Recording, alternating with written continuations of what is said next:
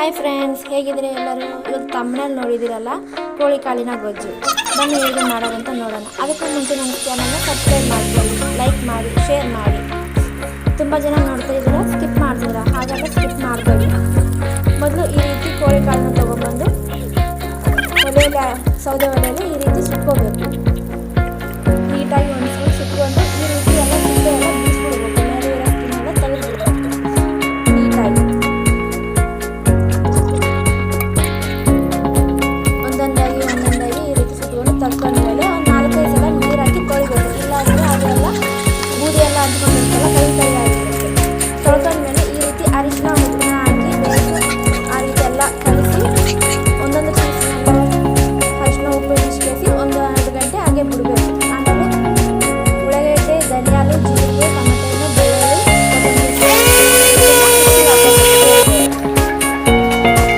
ನಮ್ಮಮ್ಮ ಹಾಕ್ತಾರಲ್ಲ ಜೀರಿಗೆ, ಸಾಸಿವೆ, ಬೆಳ್ಳುಳ್ಳಿ ಫಸ್ಟ್ ಆಮೇಲೆ ಉಳ್ಳಾಗಡ್ಡೆನ ಹಾಕಿ ಹುರ್ಕೋಬೇಕು. ಚೆನ್ನಾಗಿ ಗೋಲ್ಡನ್ ಕಲರ್ ಬರೋವರೆಗೂ ಹುರ್ಕೋಬೇಕು. ಚೆನ್ನಾಗಿ ಬರಬೇಕು, ಎಣ್ಣೆ ಎಲ್ಲ ಬಿಟ್ಬಿಡ್ಬೇಕು. ಇಲ್ಲ ಅಂದರೆ ಕೈ ಬರೋದು, ಸಿಹಿ ಆಗೋದು, ಟೇಸ್ಟ್ ಬರೋಂಗಿಲ್ಲ. ಇದಕ್ಕೆ ಬೆಳ್ಳುಳ್ಳಿ ಪೇಸ್ಟ್ ಹಾಕಿಲ್ಲ, ಆಮೇಲೆ ಅಲ್ಲದ ಪೇಸ್ಟ್ ಹಾಕಿಲ್ಲ, ಬೇರೆ ಮಸಾಲೆ ಏನೂ ಹಾಕಿಲ್ಲ.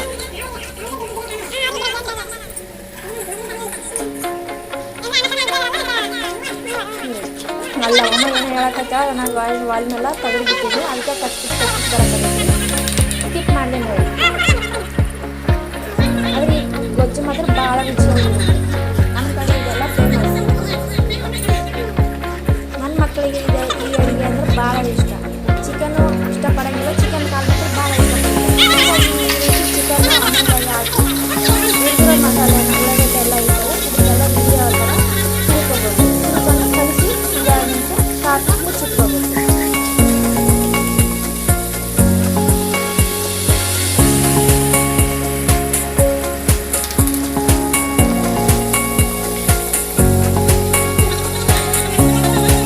ಇಲ್ಲಾಂದರೆ ಅದೆಲ್ಲ ಅಂಟ್ಕೊಂಡ್ಬಿಡುತ್ತೆ. ಅಂಟ್ಕೊಂಡಾದಾಗ ನೀಟಾಗೇ ಇರಬೇಕು ಒಂದು 5-6 ನಿಮಿಷ.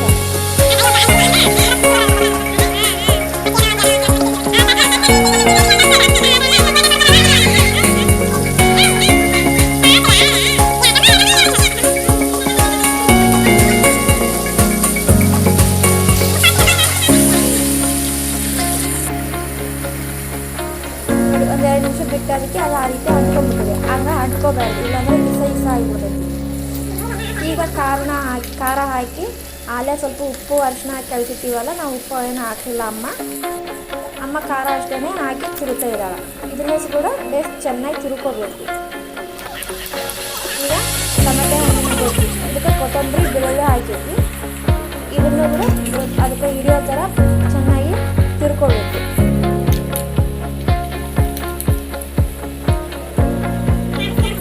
ಹೆಂಗೆ ಸಿಕ್ಕಡೆ ನೋಡಿ ಚೌಟಿದಲ್ಲಿ.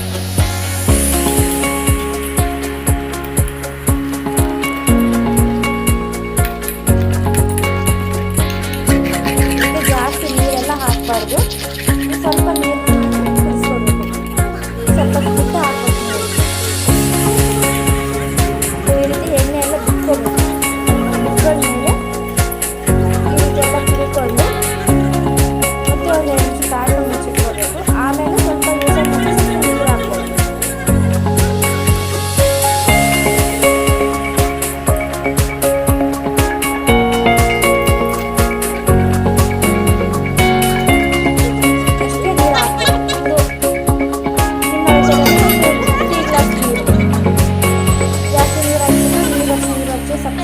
ಬೇರೆ ಮಸಾಲೆ ಹಾಕಿಲ್ಲ, ಅದಕ್ಕಂತೂ ಸಪ್ಪು ಬೇಸ್ ಕಾಣಂಗಿಲ್ಲ. ಅಷ್ಟು ನೀರು ಹಾಕಿ ಹಳದಿಗೆ ಕುದಿಸ್ಕೋಬೇಕು.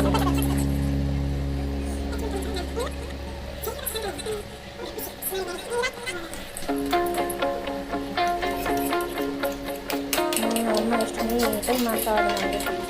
ಈಗ ಸಾಕು ಮಿಕ್ಸಿ ನೀರು ಹಾಕಿದೀವಲ್ಲ, ಅದು ಚೆನ್ನಾಗಿ ಬೇಯಿಸಿ ಕುದಿತೈತಿ. ಇನ್ನು ಇಳಿಸೋ ಟೈಮ್ ಅಂತಿರುತ್ತೆ. ಇಳಿಸೋ ಟೈಮ್ ಅಂದಮೇಲೆ ಇದಕ್ಕೆ ಸ್ವಲ್ಪ